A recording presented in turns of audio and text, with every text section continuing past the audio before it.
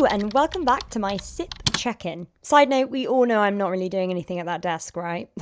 It's been 2 months since we last checked in, mainly because not a whole lot has happened in the market, so I thought a June video might be a little dull. But in the past 2 months, the market has continued to travel upwards, with the US stock market hitting fresh all-time highs after the tariff-related blip in April, and a similar story for the FTSE 100, the 100 largest companies in the UK. Our Fear and Greed Index tells us that US investors are feeling bullish, and this has actually edged into extreme greed. This could be a sign that the stock market is overheating and a pullback, i.e. stocks going down a little, could be on the horizon. The market is telling us that it is unfazed by Trump's tariffs, and with the August 1st deadline approaching, the EU and other countries are in final talks to strike up a deal. On to my pension investments.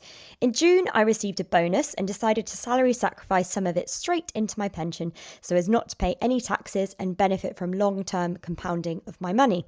With that extra money, I decided to open 2 new positions into companies called AVI Japan and Sequoia Economic Infrastructure Income Fund. That's a mouthful, hey?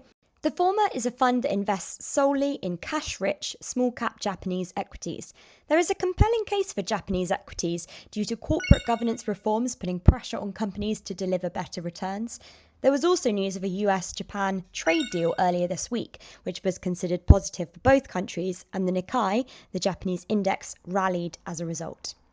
My other new investment, Sequoia Infrastructure Income Fund, is a company that I was researching for work and liked the sound of. They own infrastructure debt, i.e. the money that is borrowed in order to build infrastructure assets such as roads, data centres, telecom towers, etc. By owning these debt instruments, they are paid a yield by the debtors, which they then pay out to their shareholders in the form of an 8.5% yearly dividend. That's almost double the return you can achieve from a high-yield savings account. I'm holding this primarily for the dividend and the diversified exposure it offers. And then the rest of my investments have come up nicely in line with the wider market. Hope your investment returns are looking healthy too.